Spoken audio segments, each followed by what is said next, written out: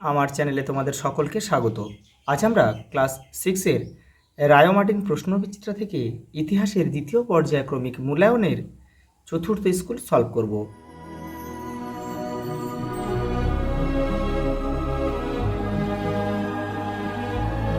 দেখো প্রথম প্রশ্ন, ঋগ বৈদিক যুগে আর্যদের বাসস্থান ছিল সপ্ত সিন্ধু অঞ্চল। ত্রিপিটক কোন ভাষায় লেখা? পালি ভাষায় লেখা। মেগালিথ হল পাথরের সমাধি। হর্ষচরিত গ্রন্থের রচয়িতা হলেন বাণভট্ট। অশোক স্তম্ভে সিংহের মূর্তি রয়েছে 4টি। নিজের প্রজাদের সন্তান বলেছিলেন অশোক, সম্রাট অশোক। মগধ মহাজনপদের প্রথম রাজধানী ছিল রাজগৃহ। শেষ মৌর্য সম্রাট ছিলেন বৃহদ্রথ। দক্ষিণ ভারতের একমাত্র মহাজনপদ কোনটি? অসমক। শশাঙ্ক ছিলেন গৌড়ের রাজা। পরের প্রশ্ন দেখো, আলেকজান্ডার কোন দেশের রাজা ছিলেন? Macedon, Greece. আই হল প্রশস্তি, প্রশস্তির লেখক কে ছিলেন? রবি কীর্তি। দ্বিতীয় পুলকেশীর সভাকবি রবি কীর্তি। ভদ্রবাহু কে ছিলেন? একজন জৈন সন্ন্যাসী এবং চন্দ্রগুপ্তের গুরু ছিল। হর্ষাব্দ গণনা শুরু হয় কত খ্রিস্টাব্দ থেকে?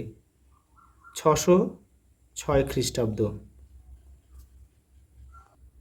পরের প্রশ্ন দেখো, কোন রাজার আমলে নালন্দা মহাবিহার তৈরি হয়?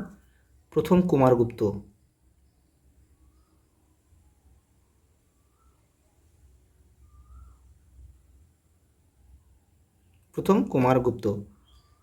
গোত্র কথার প্রাচীন অর্থ কী ছিল? গোষ্ঠীর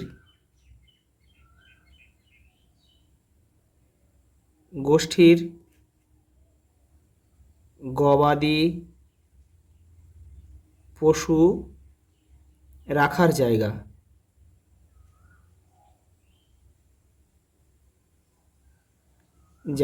পরেরটা দেখো, কুষাণ সাম্রাজ্যের প্রতিষ্ঠাতা কে? কুজুল,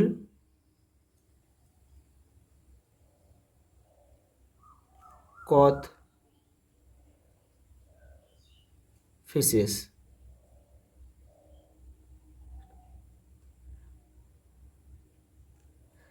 পরেরটা দেখো, বেমানান শব্দটি খুঁজে বের করো। দেখো, কোশল, মগধ, অসমক আর অবন্তী। এখানে অসমকটা বাদ যাবে, কারণ এটা একমাত্র দক্ষিণ ভারতে অবস্থিত, আর বাকিগুলো কিন্তু সব উত্তর ভারতে অবস্থিত। এটা দক্ষিণ ভারত, আর বাকিগুলো উত্তর ভারত। পরেরটা দেখো, বেমানান শব্দটি খুঁজে বের করো। চন্দ্রগুপ্ত, সেলুকাস, বিন্দুসার ও অশোক। এখানে কিন্তু সেলুকাসটা বাদ যাবে, কারণ দেখো চন্দ্রগুপ্ত, বিন্দুসার, অশোক সবই কিন্তু মৌর্য বংশের। এরা কিন্তু মৌর্য বংশের। আর সেলুকাস ছিল কি? মেগাস্তিনিসের দূত ছিল কিন্তু সেলুকাস।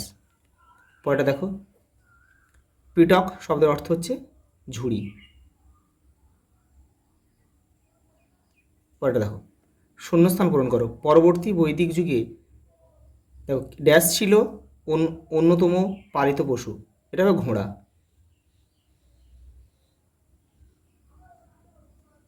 ঠিক বা ভুল লেখো। 10 রাজার যুদ্ধ হয়, 10 জন রাজার মধ্যে যুদ্ধ, এটা ঠিক। ফাঁকা ঘরে সঠিক অক্ষর বসিয়ে শব্দ গঠন করো। এখানে কি আছে দেখো, এটা হবে বোধি, বয়কার ধয়াসে, বোধি বৃক্ষ, বয়েরই ক্ষীয়। এবার এটা হবে ম্যাসি। দেখো ম্যাসি ডন, গ্রিসের ম্যাসিডনের শাসক ছিল আলেকজান্ডার। পরের প্রশ্ন দেখো, সভা ও সমিতি বলতে কী বোঝে দেখো, তোমাদের বইয়ের 53 নম্বর পেজে কিন্তু উত্তরটা রয়েছে, এই যে এখান থেকে এই পর্যন্ত। পরের প্রশ্ন দেখো, আর্য কারা, দেখে নাও রায়ন মার্টিন 56 নম্বর পেজে দেখো, এই দেখো আর্য কারা, তোমরা এখান থেকে এটা পুরোটা লিখবে কিন্তু। পরেরটা দেখো, দ্বাদশ অঙ্গ কি, 70 নম্বর পেজে রয়েছে দেখো, এই যে জৈন ধর্মের মূল উপদেশগুলি 12টি ভাগে সাজানো হয়েছিল, এখান থেকে এটা লিখবে পুরোটা।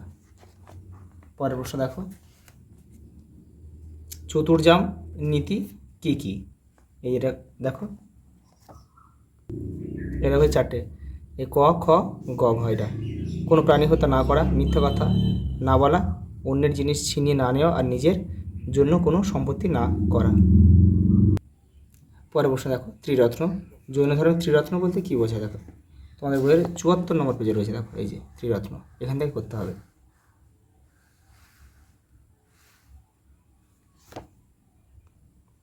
পরের প্রশ্ন দেখো, ক্ষত্রপ কাদের বলা হতো দেখো, 90 নম্বর পেজে রয়েছে দেখো, এই যে মৌর্য আমলে এখান থেকে লিখতে হবে তোমাদের। এই যে শাসন ব্যবস্থার সুবিধার জন্য সাম্রাজ্যকে ভাগ করা হতো কতগুলি প্রদেশে, সেই প্রদেশের শাসককে বলা হতো ক্ষত্রপ। পরের প্রশ্ন দেখো, হর্ষবর্ধনকে সকলোত্তর পথনাথ বলা হয় কেন, রায়ন মার্টিন 120 নম্বর পেজে দেখো, এই যে এটা পড়বে এখান থেকে এটা। পরের প্রশ্ন দেখো, টিকা লেখো দিগম্বর ও শ্বেতাম্বর, এই যে তোমাদের বয়স 70 নম্বর পেজে রয়েছে দেখো, এবারেও রয়েছে কিছুটা।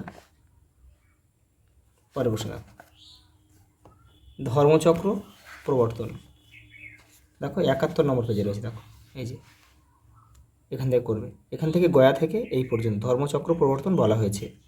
পরের প্রশ্ন দেখো,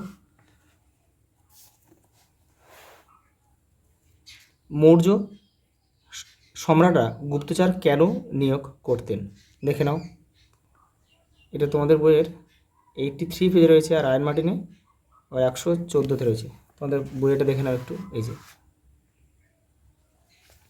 পরেরটা দেখো,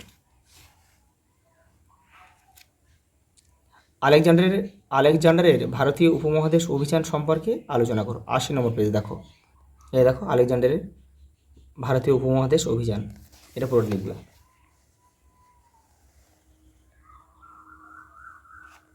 এই পর্যন্ত। এরপরে দেখো দুটো প্রশ্ন বাদ গিয়েছে, বেদ শুনে শুনে মনে রাখতে হতো কেন, দেখো এটা তোমাদের বইয়ের 57 নম্বর পেজে রয়েছে, এই যে এটা পুরোটা লিখতে হবে কিন্তু। পরেরটা দেখো, দেখো আরুণি কে ছিলেন, তিনি কি কারণে বিখ্যাত হয়ে আছেন, দেখে নাও, এই যে দেখো আরুণির কথা, এই যে মহর্ষি দেখো আউধৌমর একজন শিষ্য ছিল কিন্তু আরুণি, আর আরুণি এখান থেকে তোমরা বাকিটা করবে। পরেরটা দেখো, বৈদিক যুগে নারীদের অবস্থা কেমন ছিল, দেখো 56 নম্বর পেজে রয়েছে, এখান থেকে তোমরা করবে। এই যে আদি বৈদিক সমাজে অনেক নারী শিক্ষা লাভ করতেন, এখান থেকে তোমরা এই পর্যন্ত করবে। পরে বসে দেখো, হর্ষবর্ধনের রাজ্য জয় ও শাসন ব্যবস্থা সম্পর্কে আলোচনা করো, 94 পেজ, এই দেখো এখান থেকে তোমাদের করতে হবে। এই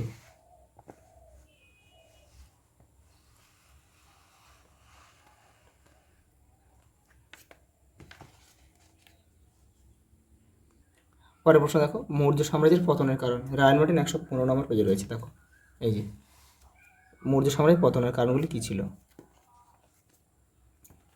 লাস্ট প্রশ্ন দেখো, মগধের উত্থানের কারণগুলি আলোচনা করো, তোমাদের বইয়ের 66 নম্বর পেজে উত্তরটা রয়েছে, এই দেখো এখান থেকে লিখবে, এরকম একটি রাজতান্ত্রিক মহাজনপদ ছিল মগধ, এখান থেকে এই পর্যন্ত লিখতে হবে।